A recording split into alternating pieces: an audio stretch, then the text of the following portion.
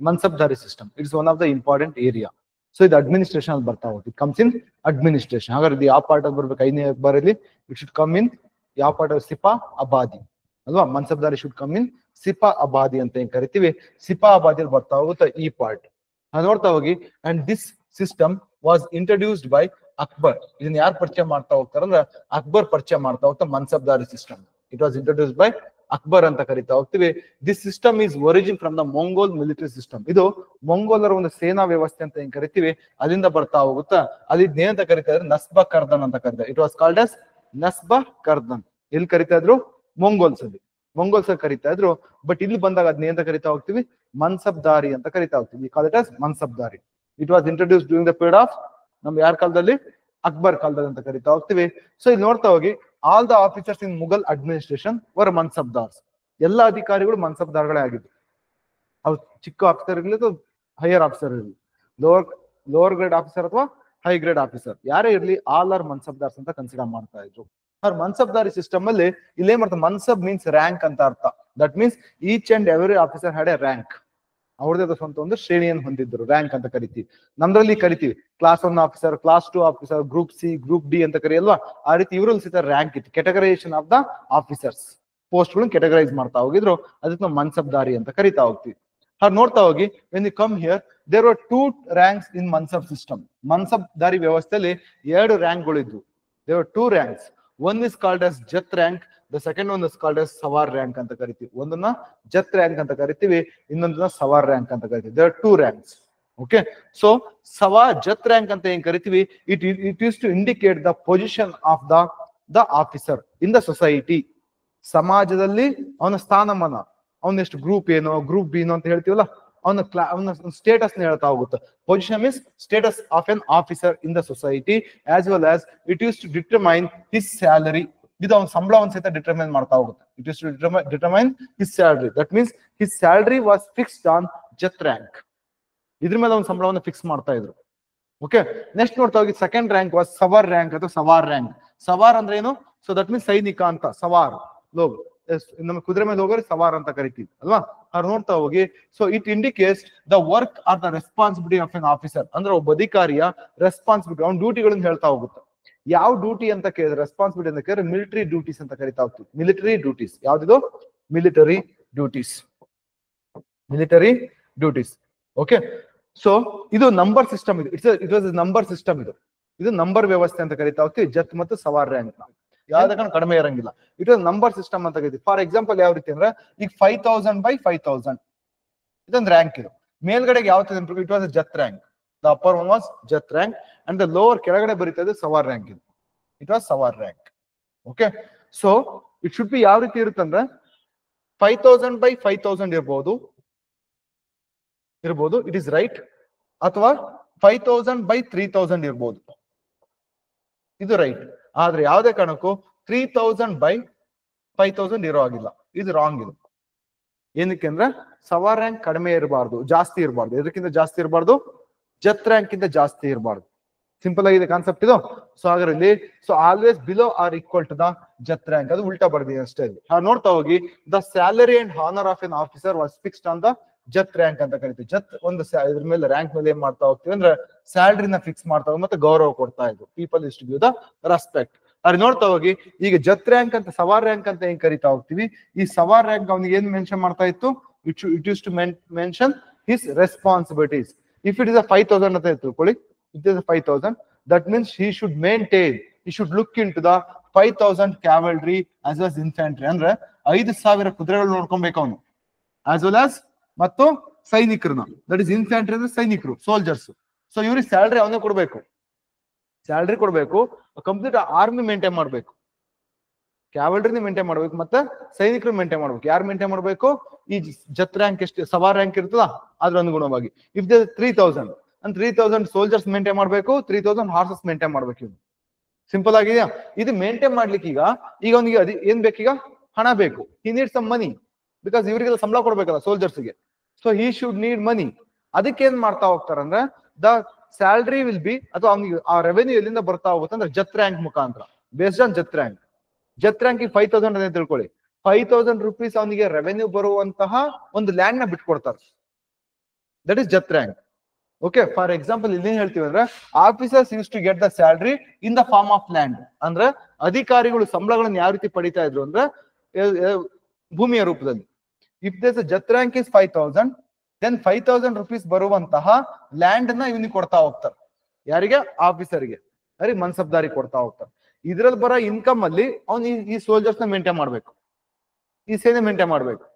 Okay, ಜತ್ rank ಎಷ್ಟಿರುತ್ತೋ ಅವನಿಗೆ ಅಷ್ಟು ಬೆಲೆ ಜಾಸ್ತಿ, ಜತ್ ರ್ಯಾಂಕ್ ಬೆಲೆ ಜಾಸ್ತಿ. ಸವಾರ್ ರ್ಯಾಂಕ್ ಎಷ್ಟೇ ಇರಲಿ ಅದು ಒಂದು ರೆಸ್ಪಾನ್ಸಿಬಿಲಿಟಿ ಅಷ್ಟೇ. ಬಟ್ ಯಾವ್ದು ಜತ್ ರ್ಯಾಂಕ್ ಯಾವತ್ತು ಏನಿರ್ಬೇಕು, ಜಾಸ್ತಿ ಇದ್ದಷ್ಟು ಗೌರವ ಜಾಸ್ತಿ ಸೊಸೈಟಿ ಒಳಗೆ. ಇಟ್ ಇಸ್ ಟು ಅದೇನ್ ಮಾಡ್ತಾ ಇತ್ತ, ಅವನ ಒಂದು ಆನರ್ ಅಂತ ಕರಿತಾ ಹೋಗ್ತಾರೆ ಸೊಸೈಟಿಯಲ್ಲಿ, ಅವನ ಸ್ಥಾನಮಾನವನ್ನ ಡಿಸೈಡ್ ಮಾಡ್ತಾ ಇತ್ತು ಜತ್ ರ್ಯಾಂಕ್. ಅವ್ರು ನೋಡ್ತಾ ಹೋಗಿ, ಅವ್ರಿಗೆ ಸ್ಯಾಲ್ರಿ ಅಂದ್ರೆ ಕ್ಯಾಶ್ ಮುಖಾಂತರ ಕೊಡ್ತಾ ಇದ್ರ? ಇಲ್ಲ. King use to give the salary in the form of land. In the sense ಭೂಮಿ ಕೊಡ್ತಾ ಇದ್ದ, 5,000 ರೂಪಾಯಿ ಬರುವಂತ ಜನರೇಟ್ ಮಾಡುವಂತ ಭೂಮಿ ಕೊಡ್ತಾ ಇದ್ದ. ಹಾಗಾದ್ರೆ ಈ ಭೂಮಿಗೆ ನಾವೇಂತ ಕರಿತೀವಿ? This land was called as jagir. Jagir ಅಂದ್ರೆ ರಾಜ ಈಗ ಒಬ್ಬ ಅಧಿಕಾರಿಗೆ ಭೂಮಿಯನ್ನು ಕೊಡ್ತೀಯನ, ಇದಕ್ಕೆ ನಾವು ಜಾಗೀರ್ ಅಂತ ಕರಿತೀವಿ. ಅಂಡ್ ದ ಲ್ಯಾಂಡ್ ಹೋಲ್ಡರ್ ಅಥವಾ ಮನ್ಸಬ್ದಾರಿಗೆ ಅಂತ ಕರಿಬೇಕೀಗ? Jagirdar. Okay, the land holder was called as jagirdar. Next ನೋಡ್ತಾ ಹೋಗಿ, the officer should maintain the military from the revenue of this land. ಯಾವ ಲ್ಯಾಂಡ್ ಅದು? ಜಾಗೀರ್ ಲ್ಯಾಂಡ್ ಇಂದ ಬರೋದ್ರಲ್ಲಿ ಆ ಒಂದು ಸವಾರ್ ರ್ಯಾಂಕ್ ಅಲ್ಲಿ ಬರುವಂತ ಸೋಲ್ಜರ್ಸ್ ನ ಮೇಂಟೈನ್ ಮಾಡಬೇಕು.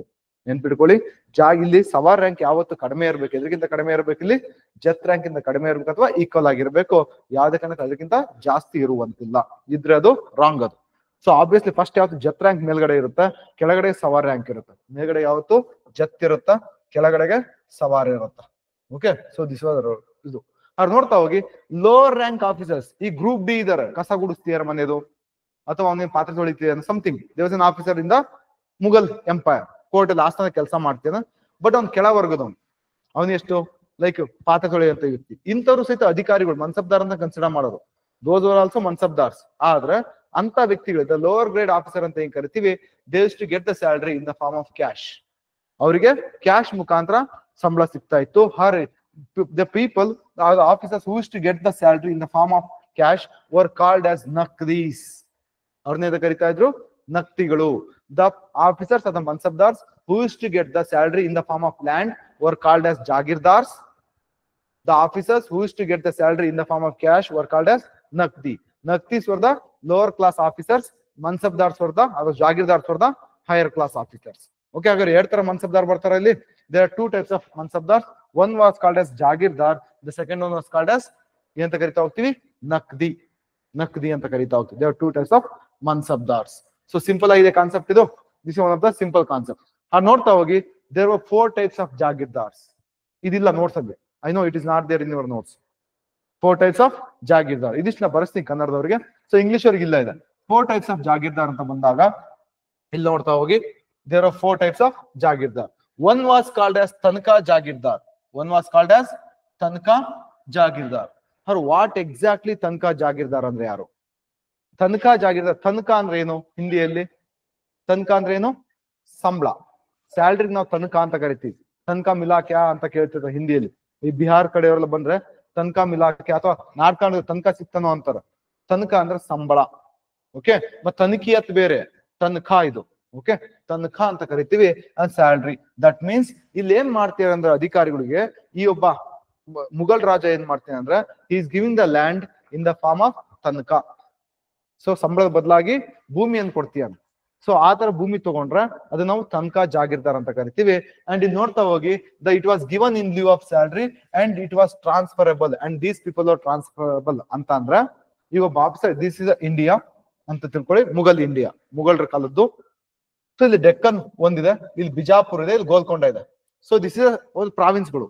ಇಲ್ಲಿ ಏನ್ ಮಾಡ್ತೇನೆ, ಒಬ್ಬ ವ್ಯಕ್ತಿನ ಜಾಗೀರ್ದಾರ್ ಮಾಡ್ತಾ ಹೋಗ್ತಾರೆ, ಅಪಾಯಿಂಟ್ ಮಾಡ್ತಾನೆ ಒಬ್ಬ ಆಫೀಸರ್ನ as a jagirdar of the Bijapur. ಇಲ್ಲಿ ಒಬ್ಬನ ಬಿಜಾಪುರಕ್ಕೆ ಒಬ್ಬನ ಜಾಗೀರ್ದಾರ್ ಮಾಡ್ತಾ ಹೋದ ತನಕ ಜಾಗೀರ್ದಾರ್ ಅಪಾಯಿಂಟ್ ಮಾಡ್ದ. ಇನ್ ದ ಸೆನ್ಸ್, ನಿಂಗೆ ಸ್ಯಾಲ್ರಿ ಬದಲ ಬಿಜಾಪುರ ಕೊಡ್ತಾ ಇದೀನಿ, ಬಿಜಾಪುರದಿಂದ ಬರುವಂತ ಇನ್ಕಮ್ ಅಲ್ಲಿ ಏನ್ ಮಾಡ್ಬೇಕು? ಆರ್ಮಿ ಮೇಂಟೈನ್ ಮಾಡ್ಬೇಕು ಅಂತ ಹೇಳಿ. ಓಕೆ, ತನಕ ಜಾಗೀರ್ದಾರ್ ಆಗಿದ್ರೆ ಏನ್ ಮಾಡ್ತಾನೆ ಮುಘಲ್ ರಾಜ ಅಂದ್ರೆ, ಇವನ್ನ ಟ್ರಾನ್ಸ್ಫರ್ ಮಾಡ್ತಾನೆ. ಆಯ್ತಪ್ಪ, 5 ವರ್ಷ ಇಲ್ಲಿ ಕೆಲಸ ಮಾಡಿದ್ಯಾ, ಐ ಡು ಅಂತ ಅಮೌಂಟ್ ಟ್ರಾನ್ಸ್ಫರ್ ಇಟ್ಟಿದ ಗೋಲ್ಕೊಂಡ ಶಿಫ್ಟ್ ಮಾಡ್ತಾನೆ. ಅಂದ್ರೆ ತನಕ ಜಾಗೀರ್ದಾರ್ ಮೀನ್ಸ್ ಈ ಲ್ಯಾಂಡ್ ಏನಿದೆ ಇದು ಪರ್ಮನೆಂಟ್ ಅಲ್ಲ, ಅವನಿಗೆ ಅವ್ನು ಟ್ರಾನ್ಸ್ಫರ್ ಮಾಡ್ತಾ ಹೋಗ್ತಾರೆ. ಗವರ್ಮೆಂಟ್ ಎಂಪ್ಲಾಯೀಸ್ ತರ ಟ್ರಾನ್ಸ್ಫರ್ ಮಾಡ್ತಾ ಇರ್ತಾರೆ. ಬಟ್ ಸಂಬಳದ ಬದಲಾಗಿ ಏನ್ ಕೊಡ್ತಾ ಇದೀವಿ?